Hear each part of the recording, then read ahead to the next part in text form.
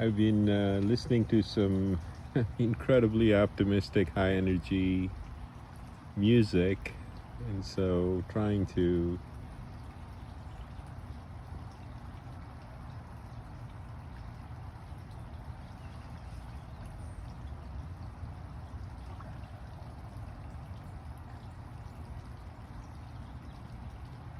let the mental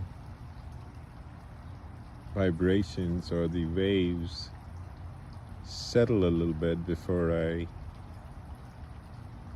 I start speaking.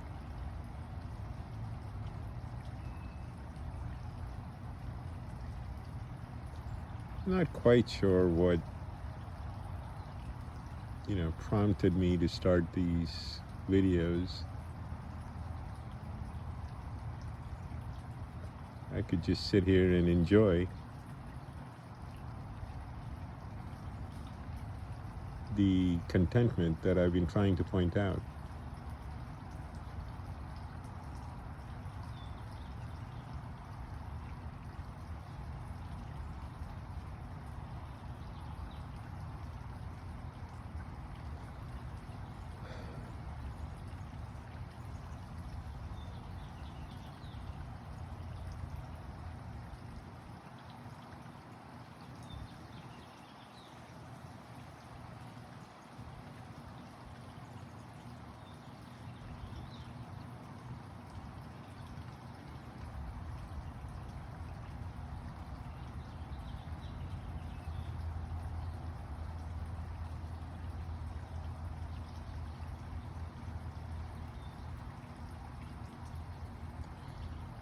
I think part of it is the fact that when I speak,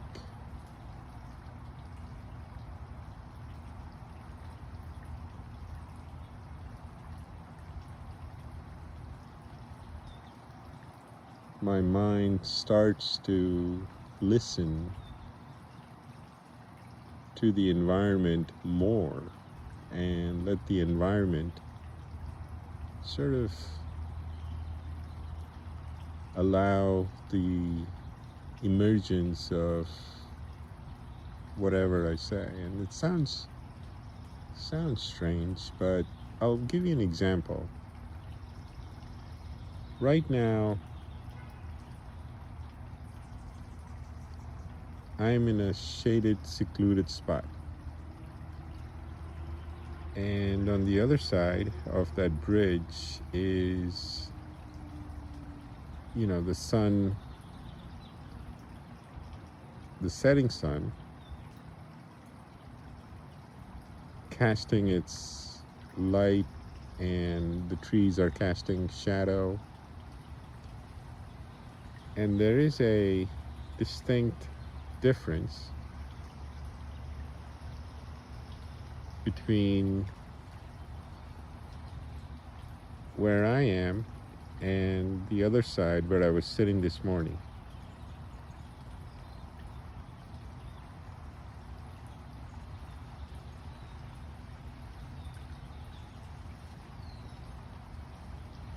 There's more energy there. You can see that in the wind blowing through that tree.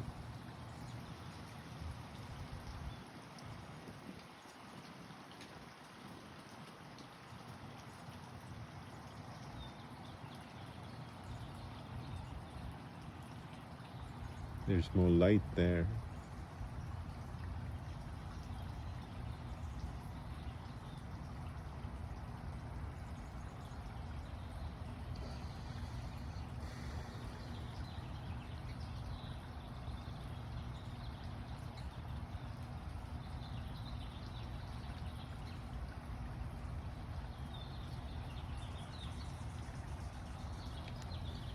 If you hear the birds, there are more birds there.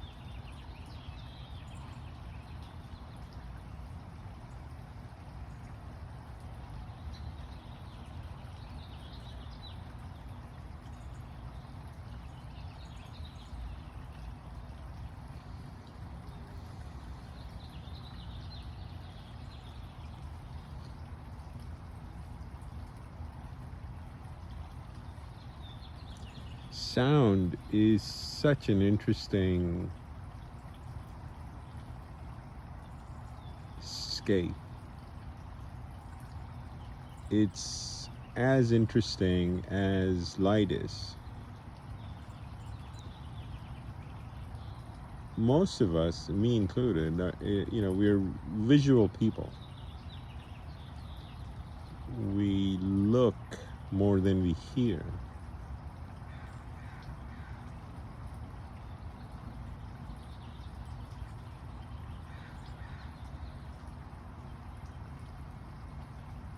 The way I suppose our brains are wired that way is because of primitive threats, because of the way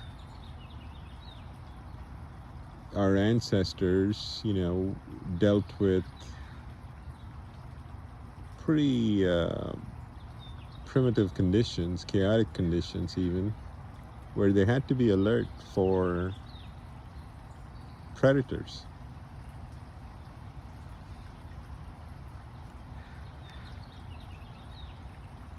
In those cases, sight was often more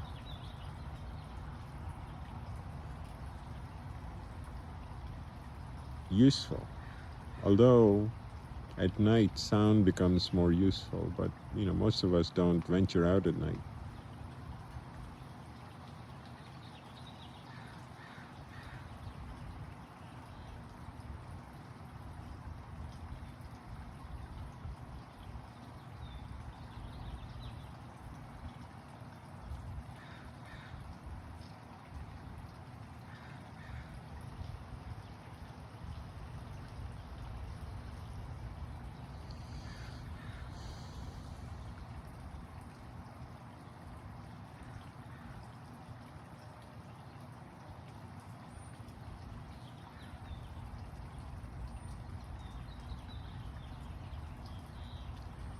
Sound can actually make visual patterns.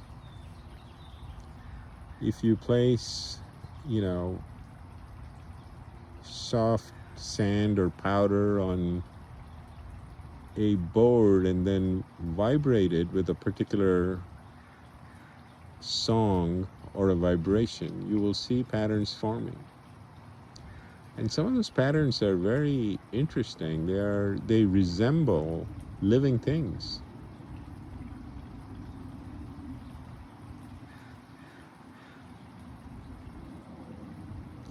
Now, why would a sound pattern at a particular frequency or vibration or megahertz or hertz or whatever, why would a sound pattern of a song or something you say, why would that resemble another living object?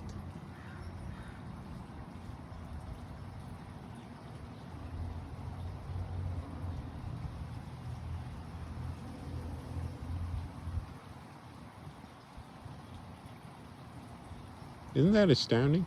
I mean, that's sort of absurd to me. I mean, why would sound or speech spoken in a certain way, vibrated over a certain frequency, and then traced using tiny particles, resemble a living object, a living being, a living, animal, insect, or human or something?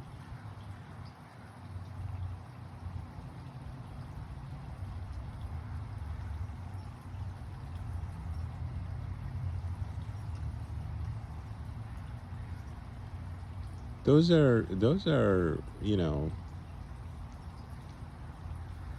I don't know, those are some very interesting questions as to the why of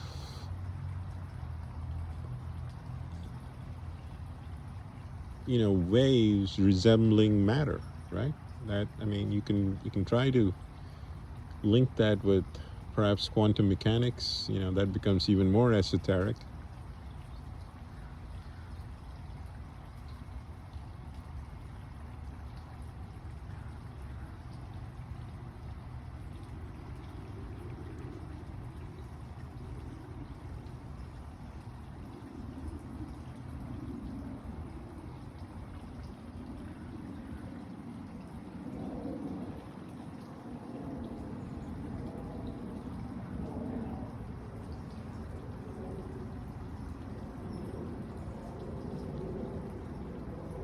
wonder what that plane would sound like. That the sound of the plane, if you isolated it and then vibrated it, I wonder what that would sound like. I mean, what that would look like. I'm sorry, not sound like, but what would that look like?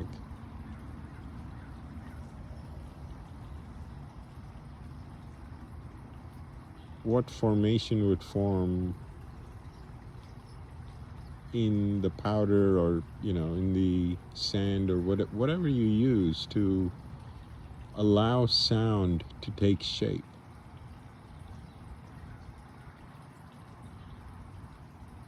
So fascinating, so interesting.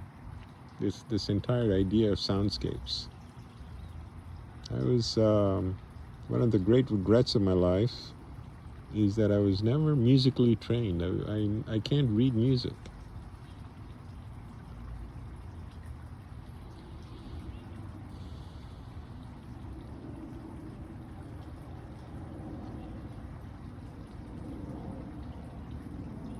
But I certainly know what I like to hear.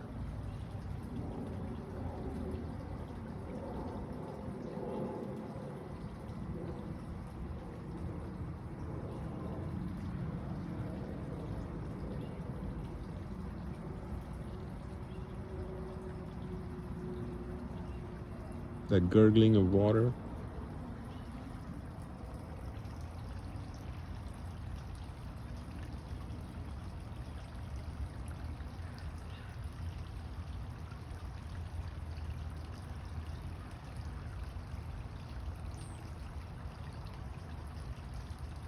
I could fall asleep to that.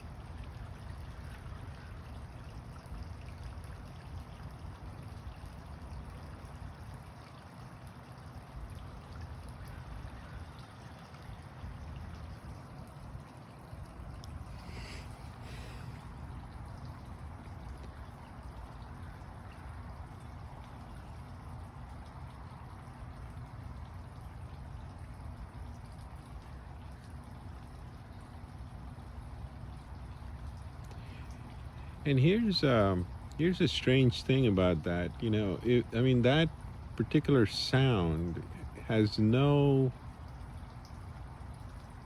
symmetry. Just like these trees have no particular, symmetry. And what I mean by symmetry is that there is perfection on both the left and the right. They're both equal. They're both identical. There's no symmetry in that sound. If you listen to that water, if you isolate that, and if you listen to it very carefully, there's no symmetry to it.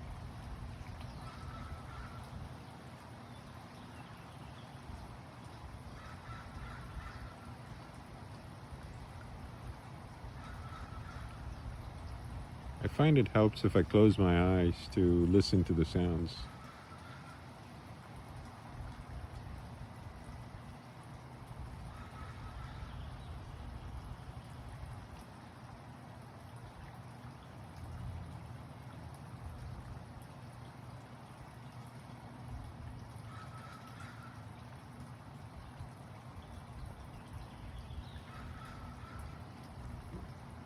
What seems to happen in my brain is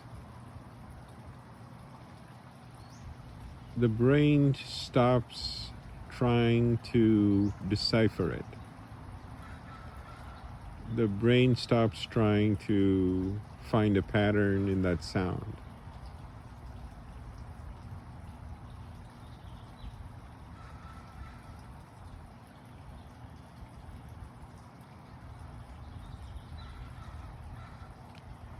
Same thing happens in sight. We don't often go around looking in trees for patterns. I mean, I could show you that horse pattern, and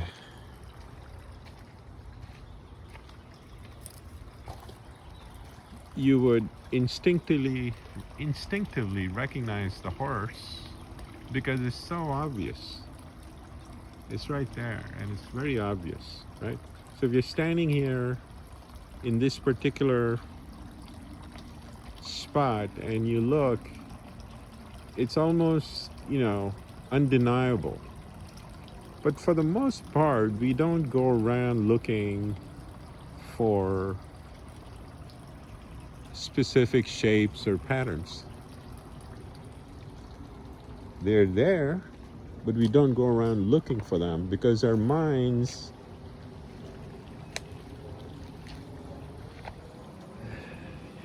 we just write it off as asymmetrical noise, nothing to decipher, nothing, no message, essentially.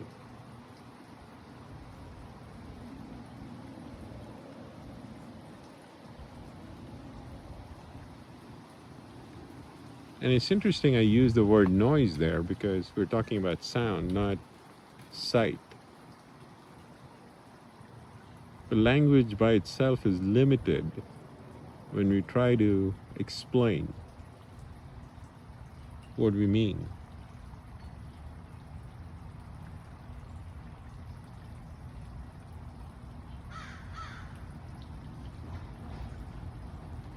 Our ability to intake data from the environment is limited. Our brains can only process a certain amount of it per second.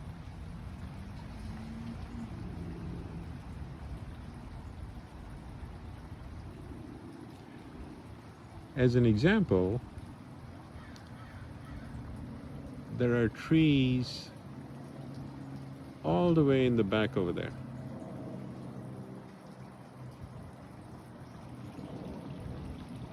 See them? Behind, way behind in the buildings over there.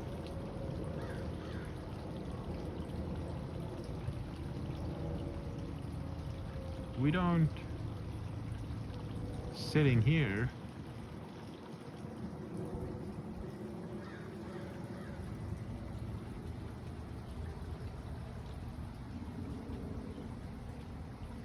as we look around, try to decipher any patterns there, right? We just, at least I don't. I just sit here and just let all of the environment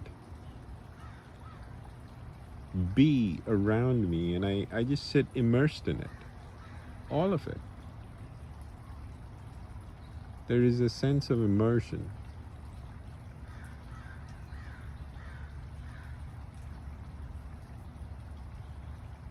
The environment is not different than my being.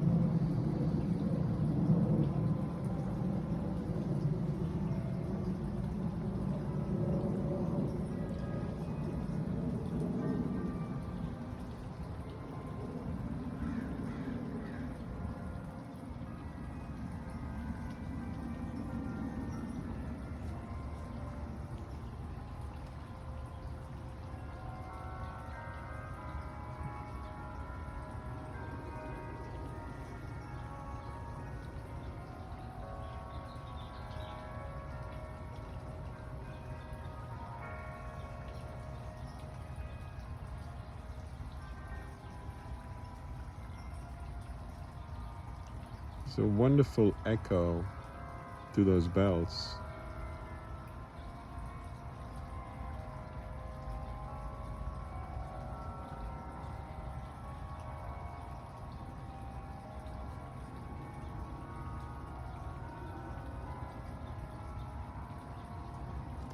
Now, if you close your eyes, how much sound can you absorb?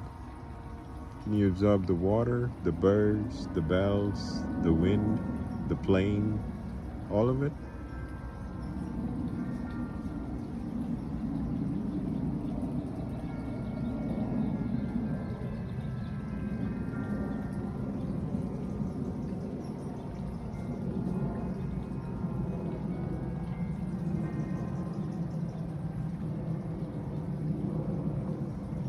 And then if you open your eyes, can you absorb everything that's around you while simultaneously absorbing the sound?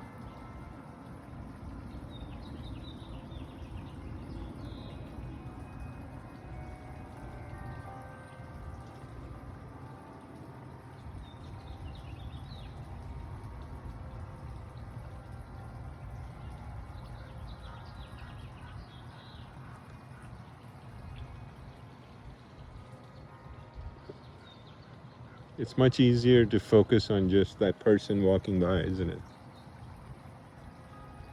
Instead of trying to take everything in, because there's a limit to what we can take in.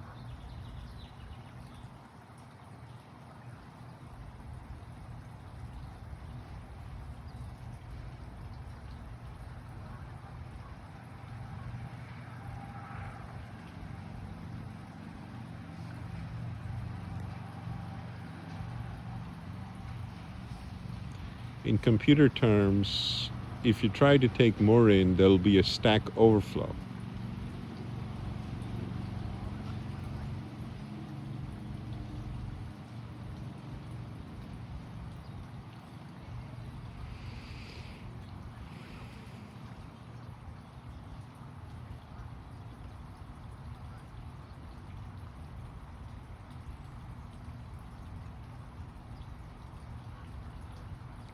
There are some really incredible similarities between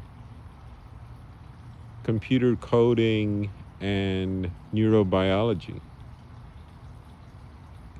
It's really quite incredible. The ideas of, synchronous, asynchronous programming, the idea of blocking, no blocks, the idea of, overflow versus no overflow. I mean, it's extremely aligned. Both those subjects are very, very close together.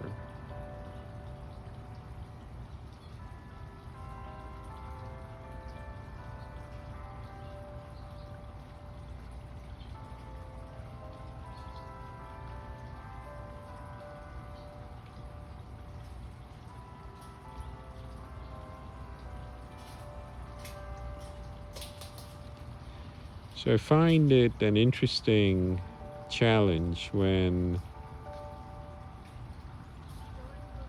the question becomes, can you identify the source of sound, right? You can identify the source of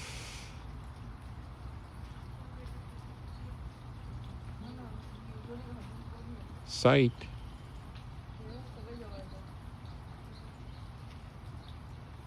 You can even identify the source of light.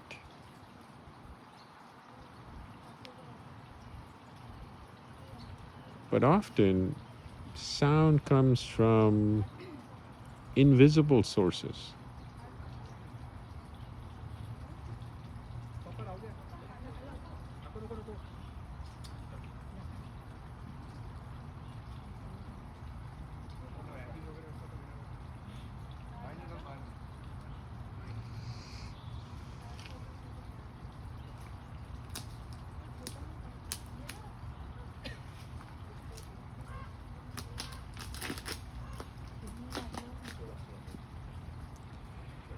And I suppose you could extend that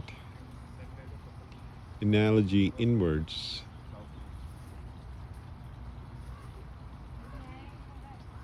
you could look inside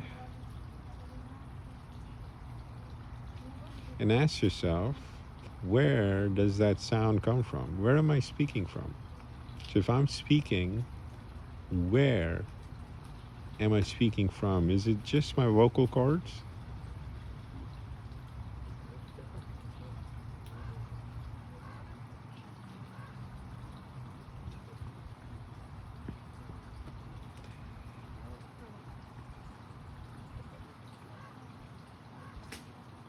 Is it just the emotional bandwidth?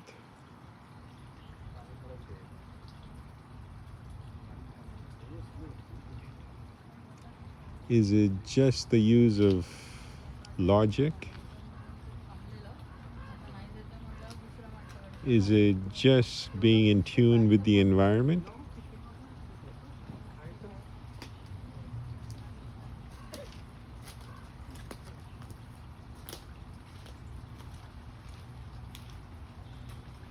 Where exactly is sound coming from?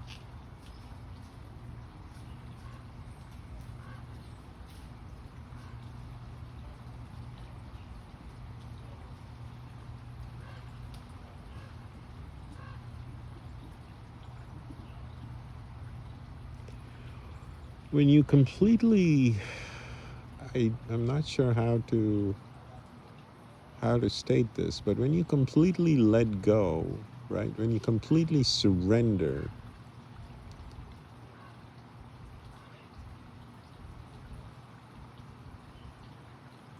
I think Christians call it giving up the ghost.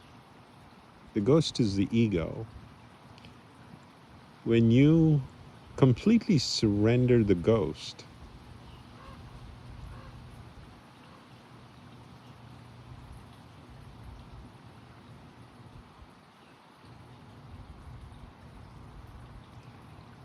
and you're just speaking from somewhere,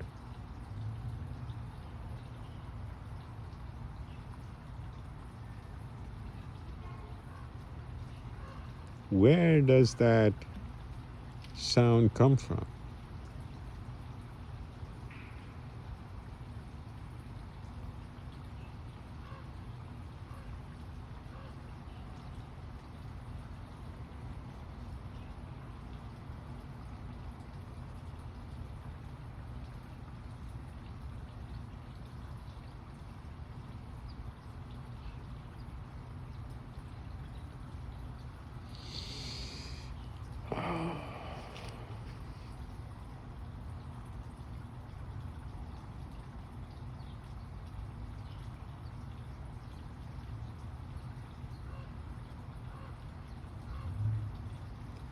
If you know who asked this question,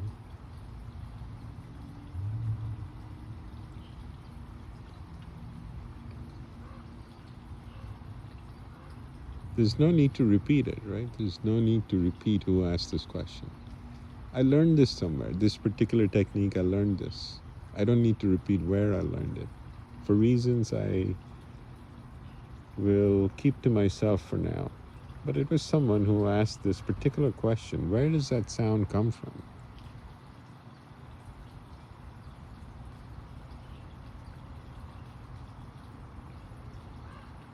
And it puzzled me for a while.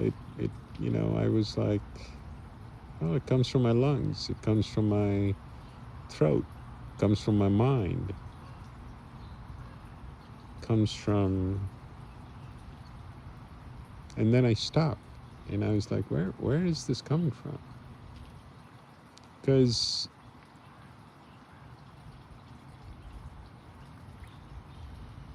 I got to a point where there was no place where I could trace and say, I am making that sound. There was no such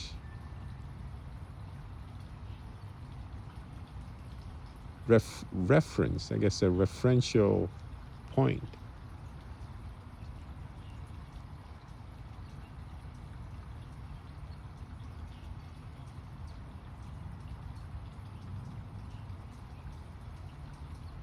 Yeah, it's an interesting state of being, I suppose.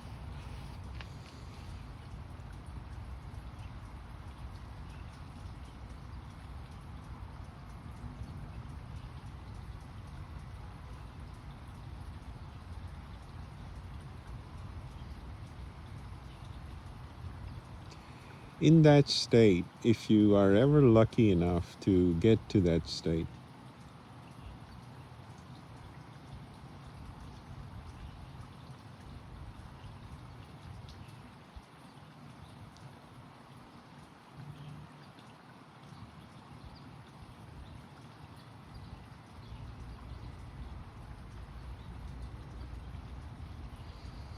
everything is fresh, everything is new, everything is incredibly perfect, actually. There's no,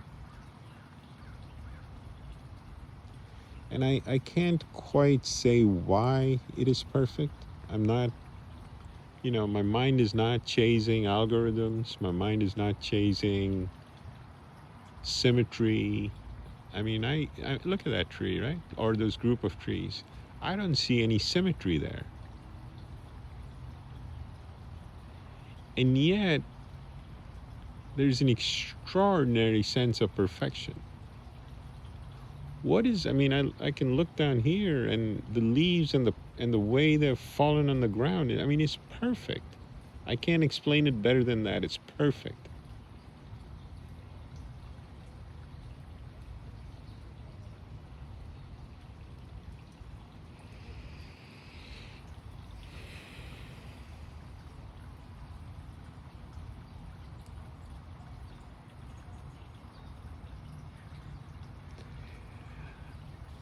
Is my inability to process the patterns in which those leaves have fallen, is that inability causing it to say, well, this is perfect? Or is it something else?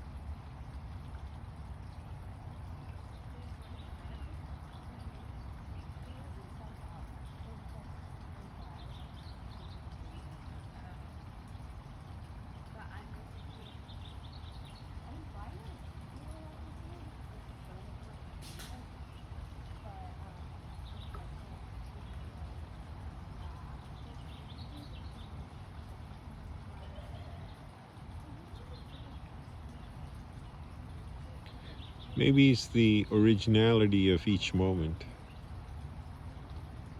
Each moment is, as I keep saying, each moment is unrepeated.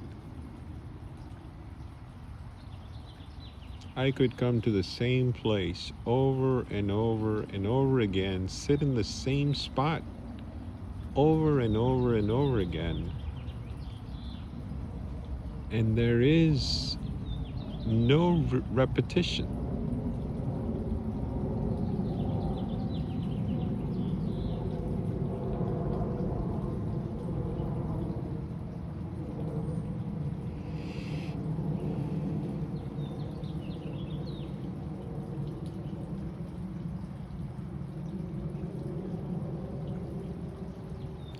That's the beauty of, some people say this is all, a big dream as a way to explain theodicy.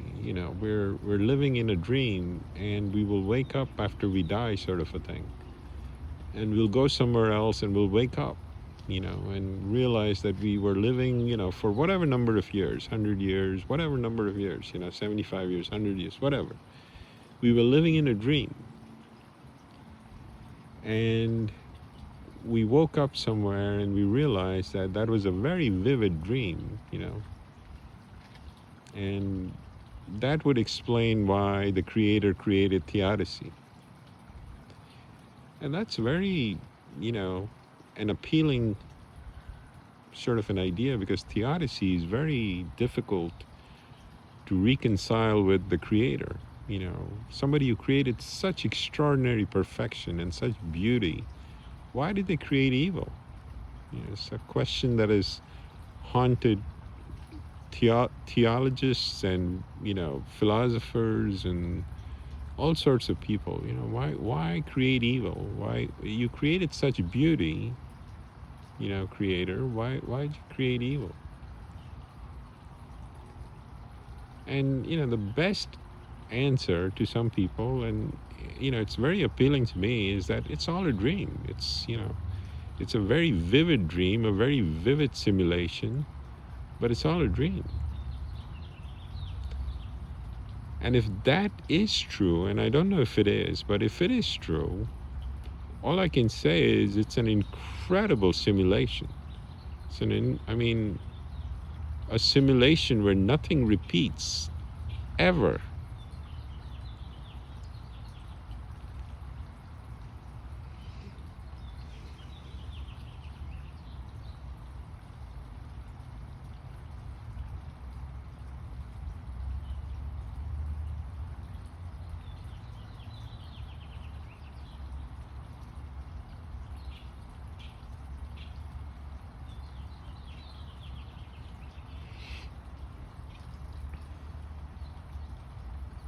Not one thing is ever the same. Look at it, right? Look at the waves rippling on that pond. Will those waves be the same tomorrow if I sit here tomorrow?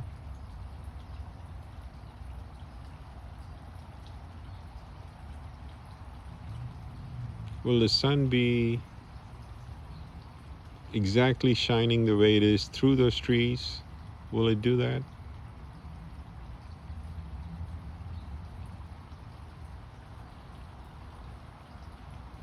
In exactly the same way, through exactly the same leaves, and will those leaves, create that same sort of wind pattern that they're creating when blocking the sun and when showing the sun, right? They're showing the sun almost like the sun is a flashlight tapping out a Morse code. You see that? Look at that. It's like a Morse code. Somebody's flashing a torch.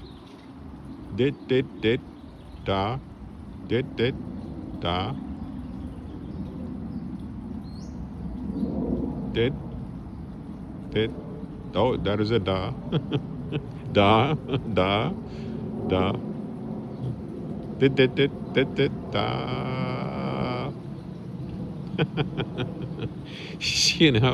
Almost like a message, but you have to be in the right position. And this message would be very specific to the person sitting here, right? You could be in another position and the sun would tap out another message to you.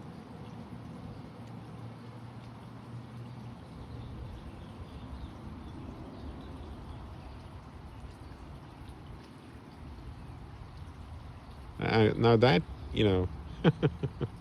that's pretty fascinating.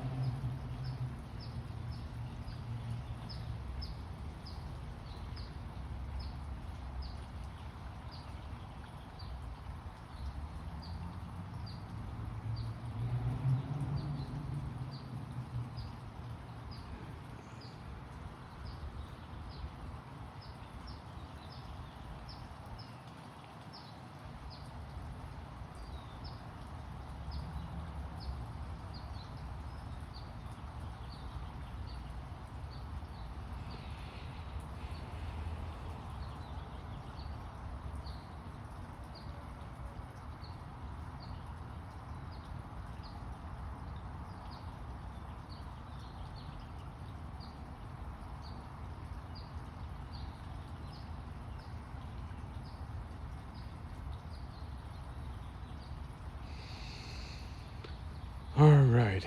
Well, it's been over 40 minutes. I don't want to create a very long video. I need to upload this stuff on YouTube, and it takes a long time to do that.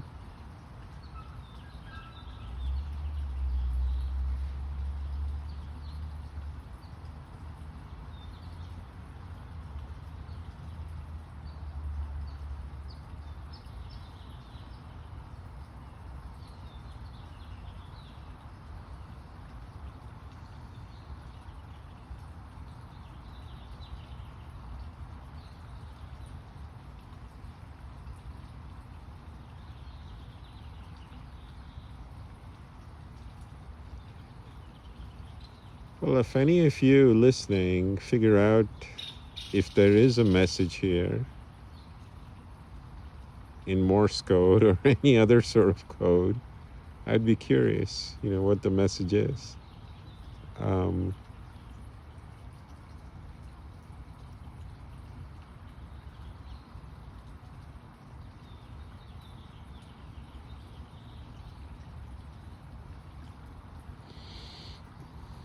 but I'm also curious what the message of the water is. I'm also curious what the message of those birds are. The birds are clearly speaking to each other.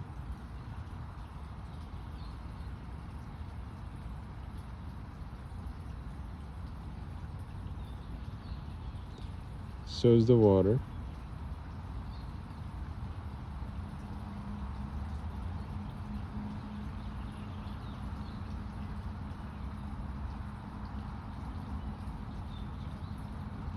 So is the silence. There is a silence as a background of all of this sound.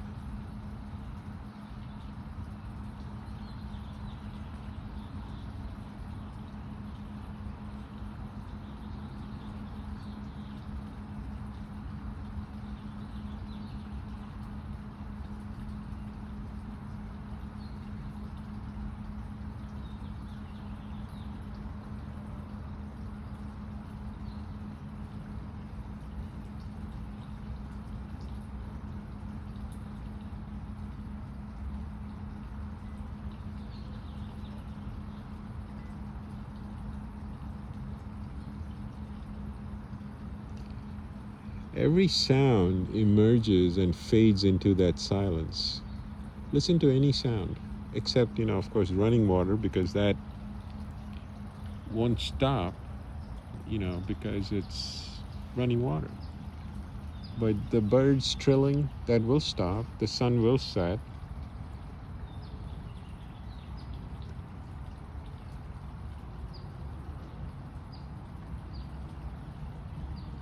Some lives will end. Some births will begin. Life will continue.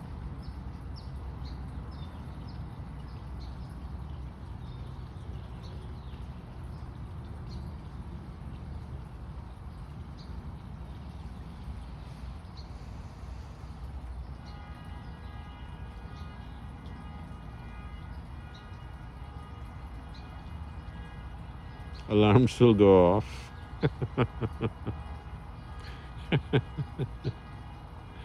And alarms will stop eventually. I think it's that car over there. I can actually see the car for once that's beeping its head off.